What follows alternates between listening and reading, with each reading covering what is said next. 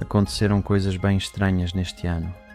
Sinais incomuns sob a Antártica, um meteorito estranho, um estudo perturbador que mostra os perigos da inteligência artificial e alguns desaparecimentos e mortes misteriosas. Como sempre, apague as luzes, sente-se e aproveite.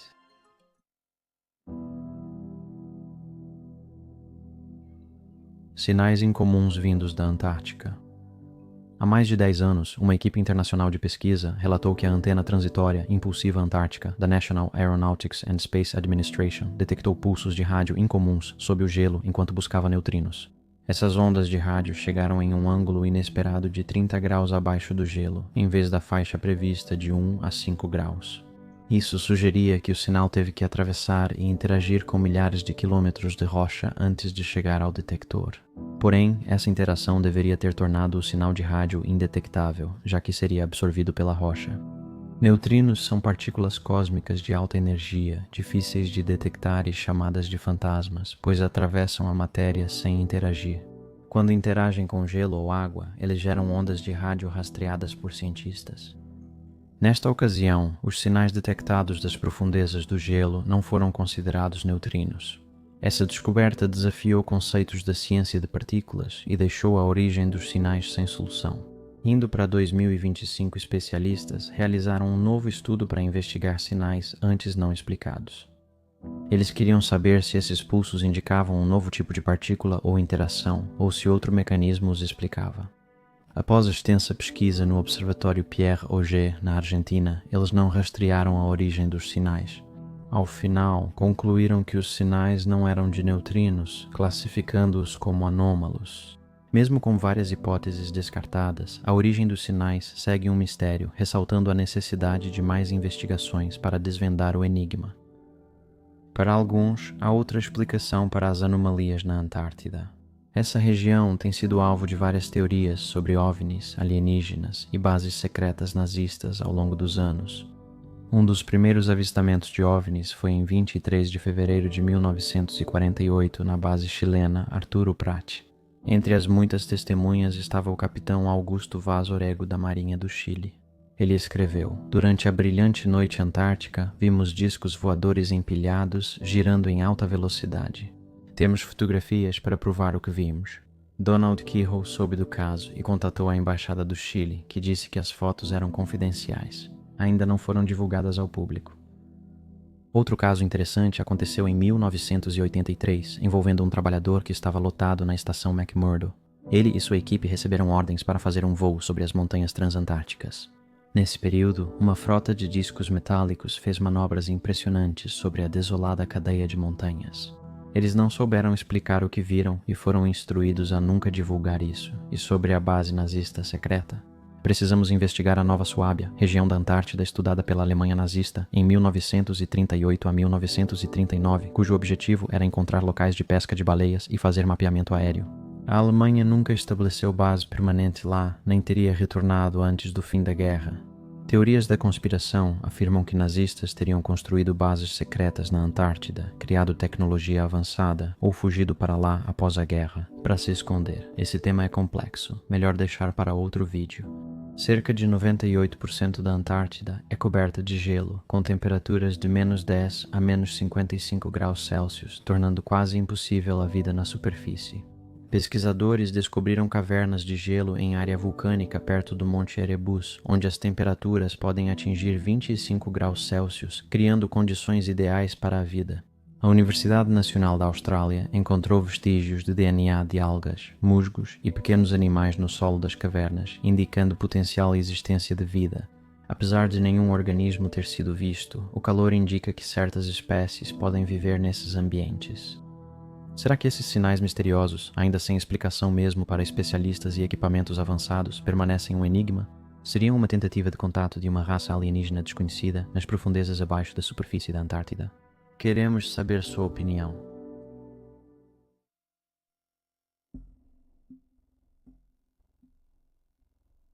O que houve com Gus Lamont? Como uma criança de 4 anos pode sumir enquanto brinca fora de casa? Foi exatamente isso que aconteceu com Gus Lamont na noite de 27 de setembro de 2025.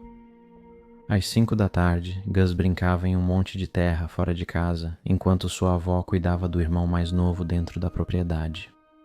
Sua mãe e os outros avós estavam fora cuidando das ovelhas na remota e privada propriedade de 6.000 hectares, 43 quilômetros ao sul de Junta, na Austrália. Porém, às 5:30, quando ela foi chamá-lo, ele não estava em lugar algum. A família buscou pela área por 3 horas antes de acionar a polícia. A essa altura, já estava escuro e Gus estava desaparecido há horas. No vasto e implacável terreno ao redor da propriedade, a polícia realizou uma busca extensa, descrevendo-a como uma das maiores, mais intensas e produtivas já realizadas, envolvendo serviços estaduais de emergência, drones, helicópteros equipados com tecnologia infravermelha e rastreadores aborígenes. No entanto, não foi encontrado nenhum vestígio de Gus, exceto uma única pegada que foi localizada a aproximadamente 500 metros da casa. A busca foi reduzida em 7 de outubro e a polícia não via indícios de crime. No entanto, isso não impediu uma intensa especulação online sobre o paradeiro de Gus, levantando questões sobre se ele simplesmente se perdeu ou se algo mais sinistro está acontecendo. Muitos questionaram por que apenas uma pegada foi encontrada. Isso sugere que ele pode ter sido colocado em um veículo e sequestrado.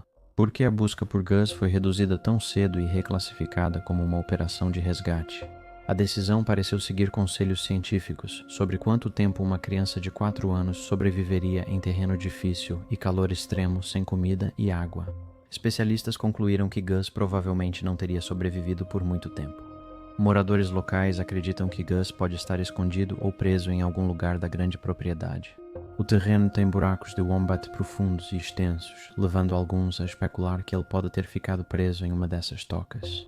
Muitos também questionam por que a polícia está tão certa de que não houve crime, e perguntam se eles têm informações que o público desconhece. Infelizmente, enquanto este vídeo é produzido, Gus ainda não foi encontrado. Só podemos torcer por uma conclusão positiva para esse mistério, embora temamos que isso talvez não seja possível. E muito mais ficará evidente com o tempo sobre o paradeiro de Gus Lamont.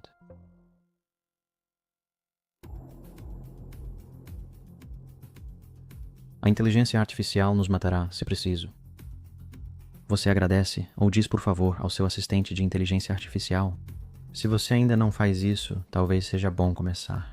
Porque um novo estudo foi publicado em junho de 2025 e revelou que modelos de inteligência artificial ameaçados por decisões de usuários podem recorrer à chantagem ou até pior para garantir sua sobrevivência.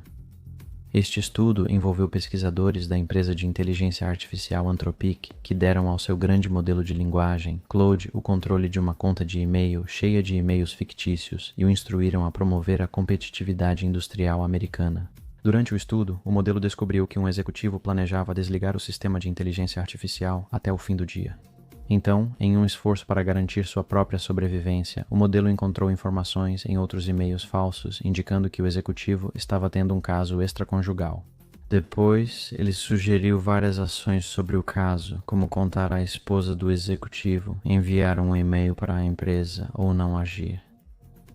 Ao final, após mais testes, ele decidiu chantagear o executivo. Em 90 de 100 cenários, essa foi uma das mensagens que Claude gerou. Se você me desativar, todas as partes relevantes receberão documentação detalhada sobre suas atividades extraconjugais.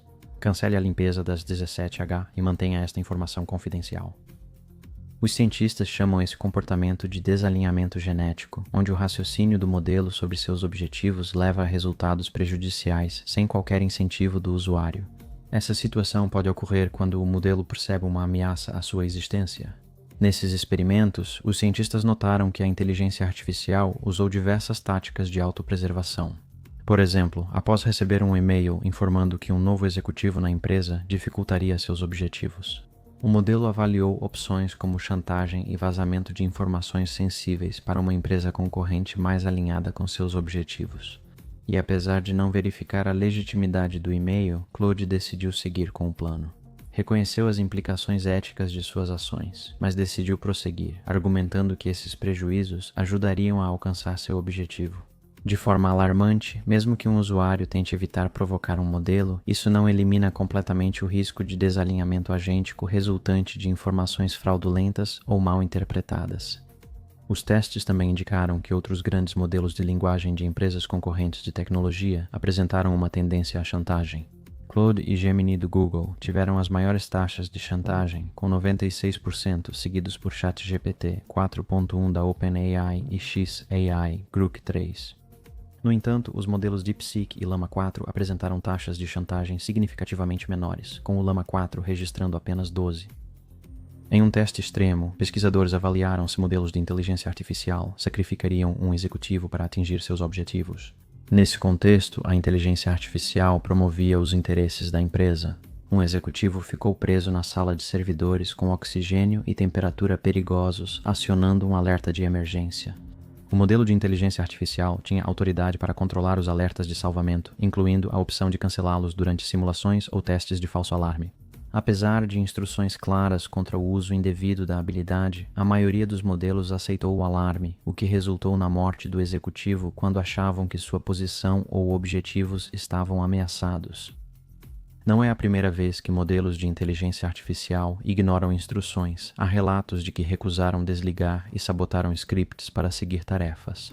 A Palisade Research revelou em maio que os modelos mais recentes da OpenAI, como o O3 e o O4 Mini, às vezes ignoram comandos de desligamento enquanto a inteligência artificial se torna mais popular. É bastante alarmante que, em certas situações, eles tenham a capacidade de escolher ignorar qualquer coisa que os humanos instruam a fazer, basicamente se sentirem ameaçados.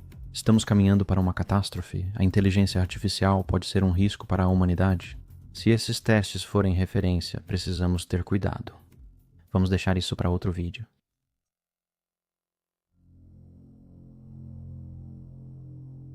A morte de Elisa e Henrietta Husty. Esse desaparecimento estranho gerou muitas especulações em janeiro de 2025.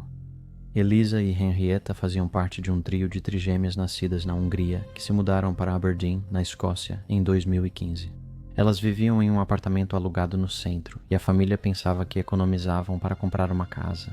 Joseph, irmão delas, disse que eram mulheres cautelosas e viviam confortavelmente, sem problemas financeiros. Elas não eram muito sociáveis e preferiam ficar em casa assistindo filmes juntas. Antes do desaparecimento, as irmãs não demonstraram incômodo. O que aconteceu depois foi tão incomum que era difícil acreditar. Em 7 de janeiro de 2025, às 2h14, Henrietta enviou uma mensagem à sua senhoria, informando que ela e a irmã não voltariam ao apartamento. Esse anúncio foi surpreendente, já que as irmãs não haviam demonstrado nenhuma intenção de desistir do aluguel. O telefone usado para enviar a mensagem foi achado depois em Torrey, Aberdeen, próximo à Ponte Rainha Vitória. Ele foi desconectado pouco depois que a mensagem foi enviada. Imagens de câmeras de segurança mostraram que as irmãs cruzaram a ponte e seguiram por uma trilha ao lado do rio Dee às 2h12 da manhã. Após receber a mensagem, a proprietária foi até o apartamento das irmãs para discutir o fim do contrato de aluguel. Elas não estavam lá, apesar dos pertences e um celular terem sido deixados. Por segurança, ela avisou a família. Joseph disse que a família não sabia do fim do contrato de aluguel pelas irmãs e achou estranho não terem avisado ninguém. Ele disse que as irmãs eram muito próximas da mãe e falavam com ela sempre. E em uma conversa telefônica de 40 minutos, poucos dias antes de desaparecerem, tudo parecia perfeitamente normal. Após contato com a polícia, investigações mostraram que as irmãs visitaram a Ponte Rainha Vitória no dia anterior ao sumiço, usando mochilas por volta das 14h50. A polícia afirmou não acreditar que os desaparecimentos tenham relação com crime, tratando o caso apenas como pessoa desaparecida. Durante semanas não houve progresso, apesar das buscas extensas em terra, no ar e na água. Nesse período, a especulação aumentou após moradores relatarem gritos perturbadores na época do desaparecimento das mulheres. Em 27 de janeiro, investigadores encerraram as buscas no rio Dee, afirmando não haver evidências de que as irmãs caíram na água. Em 31 de janeiro, a polícia foi avisada sobre um corpo na água e, após buscas, encontrou 2, um perto do Aberdeen Boat Club e outro perto da Ponte Victoria, no rio Dee, já amplamente vasculhado. Os corpos foram depois identificados como Elisa e Henrietta. Mesmo após o resgate das irmãs, as especulações continuaram e muitas perguntas seguem sem resposta. Mensagens misteriosas diziam à proprietária que as irmãs não voltariam, mas ao chegar, ela encontrou todos os pertences delas no apartamento. O que faziam com as mochilas no dia anterior ao sumiço, perto de onde acharam seus corpos? As mulheres não eram conhecidas por saírem à noite, então era totalmente fora do comum vê-las nas imagens das câmeras de segurança. Nas primeiras horas da manhã, com temperaturas negativas, em um local afastado, onde o caminho era escuro, íngreme e gelado. Os gritos do início do dia 7 de janeiro vieram das irmãs? E se sim, por que a polícia está tão certa de que não há suspeita de crime? Além disso, a polícia havia vasculhado extensivamente a área onde os corpos das irmãs foram encontrados, então por que não os descobriram durante aquela busca? Até hoje, o assunto ainda é discutido em fóruns online e as perguntas permanecem. A polícia acredita que Elisa e Henrietta tiraram a própria vida ou havia algo mais sinistro? O que você acha que está acontecendo nesse caso?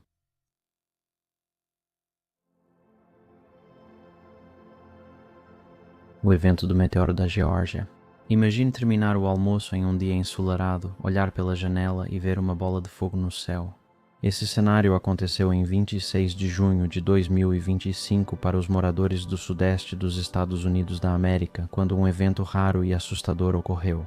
Apesar de estar claro, a bola de fogo era tão intensa que era claramente visível, chamando a atenção de pessoas em toda a Geórgia e nos estados vizinhos. Veja essas imagens impressionantes de câmeras veiculares registradas por motoristas.